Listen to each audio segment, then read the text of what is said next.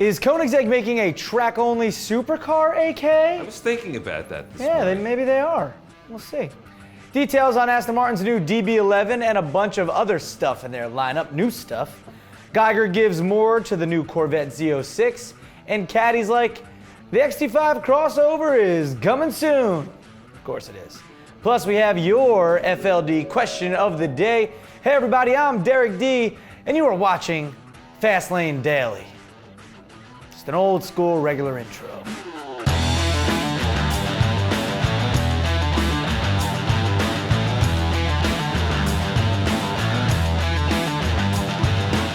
I've talked about the XT5 Cadillac Crossover a bunch of times. You know, the one taking over for the SRX.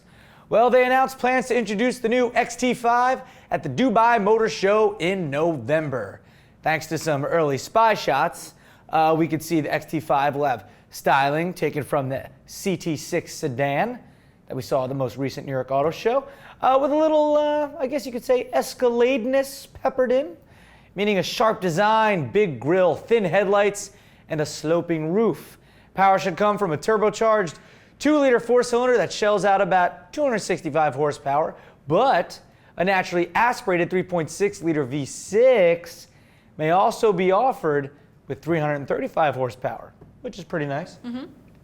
What was that? I said, yeah. All right. What? In related news, we have Bob Schumann Jr. on the phone right now. Is he like really on the phone right now? Oh, I think he is. He's over here. Bob, you there? Yes, Derek. Let's make this quick. I got cars to sell and my pasta fajoule is getting cold. Okay. Yeah. Oh, good to hear from you. I just wanted to ask what you thought of the new Cadillac XT5 Crossover. Yes, I love ecstasy floss covers. I use them on my dental floss boxes all the time. Keep my teeth clean. No. XT5 Crossover. It's a new Cadillac. Hey, how about it? Yeah, I'm not a big fan of overcrosses. To me, either you get a car or you get a Cadillac. Hey, how about it? What? A Cadillac is a car. That what you're saying makes no sense. Whatever. I'm sorry. I asked. I gotta go. Goodbye, Bob.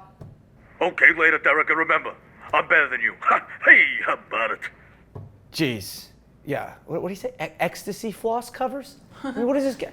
Yeah. He's better than me at being an idiot. Hey, I heard that. Just hang up on him. Oh, okay. Wait, is he gone? Yeah, sorry about that. Why did you keep him on the line? He heard me calling me. I don't know. Sometimes he's fun. I mean, he's fun, but now when he's like, in the middle. Anyway, Bob Schumann Jr., everybody. Moving on. Geiger Cars is a performance vehicle tuning shop, in case you didn't know, and they have turned up the heat on the Corvette Z06, taking its power up from 650 horsepower and 650 pound-feet of that Torque. to 730 horsepower to 696 pound-feet of that. Torque. That's right. It's that twisty stuff. Cool. All right. Or does it sound like this? Ew. Yeah, more like that. That's from a 6.2-liter turbocharged V8. 6.2-liter supercharged V8. I said like turbocharged, like it was turbo. Don't know. Supercharged V8, of course. In addition to the added grunt, the Geiger-tuned Z06 adds carbon fiber trim pieces, a lower ride height, and unique bodywork with functional aerodynamics. Although I can't say I'm a big fan of that Geiger Cars logo on the hood. I'd probably just peel that off. Right. It's like violent. The logo's not good. There's also an optional sport exhaust with a valve control to add a little music to your muscle. Yeah. The power boost will set you back $3,346. Not too bad. But if you want the rest of the upgrades, that'll add up to an additional $22,838. So hopefully you have some money in the bank if you want this upgrade. Yeah. We don't got no money in the bank. Yeah. Maybe walk around. It would appear that not only will the upcoming Aston Martin DB11 be the brand's main sports car, replacing the DB9, but it will also be the launching point for an all-new model range with unique styling and AMG-sourced engines. Power will come from overhauled versions of the traditional V12 and newly introduced AMG V8s. Hey now. Should the DB11 use AMG's 4-liter V8, it will deliver between 456 and 503 horsepower. As for the V12, Aston Martin could fit twin turbochargers and reduce the engine's displacement for output in the 550 horsepower range. The DB11's design will be inspired by recent concepts like the DBX Crossover and the CC100, and will be the first all-new look for Aston Martin's iconic sports car since the DB9 was introduced back in 2004, AK. It was a while ago. The DB11 won't just be a new face. It will gain a reworked chassis that can be scalable for other models. Also, Andy Palmer, Aston Martin CEO, has demanded a manual gearbox be developed for the DB11. The current DB9 is only available with a 6-speed automatic, by the way, to complement the ZF 8-speed automatic. That's there as well. Following the DB11's introduction early next year, Aston Martin plans to introduce a Volante convertible version 6 to 12 months after, then a new Vantage in 2017, a DBX Crossover in 2019, a replacement for the Rapide in 2020, and an all-new Vanquish flagship in the same year. Wow, that's a lot. They are really busting their Aston Martins over there. I mean, they're doing a lot of work. I mean, they're really hauling ass. Aston Martin's around. You hold your laughs for later, thanks. Koenigsegg's Koenigsegg's hypercar domination could continue with a new track-only model. If they do build this special non-street legal model, it would be built from the ground up. Well, usually you don't build things from the sky down, right, Eke? Right. Yeah. This would be the first track-only car ever from the brand. Koenigsegg may also build a model for the supercar market, since they have the hypercar market on lock, meaning cars in the 500 to 700 horsepower range, but that wouldn't be for a while. In addition, there may also be a 4-seater in the works, also very, very far in advance, if at all. But it could use a hybrid powertrain like the Regera, however you want to say it. All right, time for your FLD question of the day, or I like to say sometimes the questino of the day. Yeah, I like that. This one comes from big FLD fan Alfredo. Take it away, man.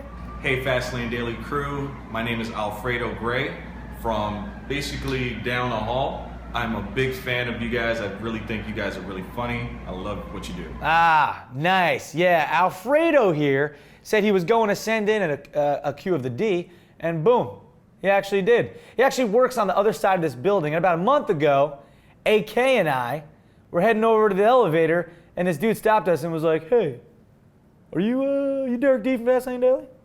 And it was Alfredo here. Remember that, AK? Right. That's pretty That was funny. great. One of our elevators we're at, we were waiting by the freight elevator.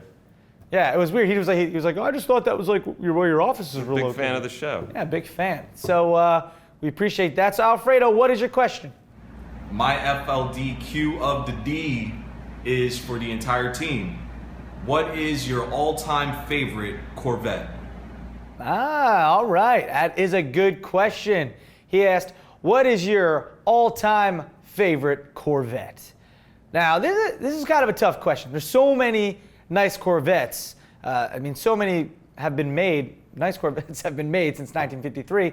That was when the first model year of the Corvette came out. So it's really hard to pick just one. But before we answer, let me ask, what is your favorite? So my favorite Corvette is the 78 Stingray. I mean, I love the new one, I love the new designs, but I'm old school at heart, so that's one of my favorites. All right, old school.